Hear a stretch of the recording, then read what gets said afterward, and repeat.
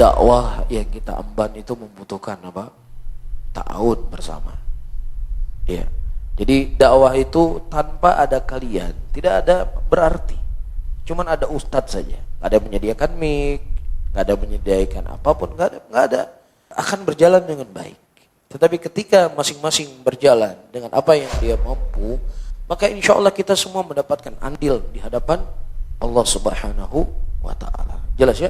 Jadi yang berdakwah, antum misalnya nggak menyampaikan ilmu di majelis seperti ustadz-ustadz yang menyampaikan. Tapi ketika antum berta'awun, bekerja sama, ya, walaupun pekerjaannya cuma hal-hal yang mudah, insya Allah apa? Mendapatkan keutamaan yang sama. Alhamdulillah kita di Aceh sudah punya media-media dalam berdakwah. Ya, dan alhamdulillah banyak sekali manfaat yang didapatkan oleh muslimin dari media-media tersebut. Butuh ta'awun dari kita bersama.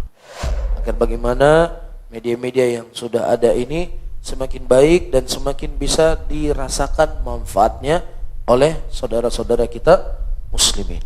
Jadi siapa yang ikut membantu dan lain sebagainya dari media-media tersebut, insya Allah dia akan mendapatkan kebaikan yang sama seperti para pendakwah.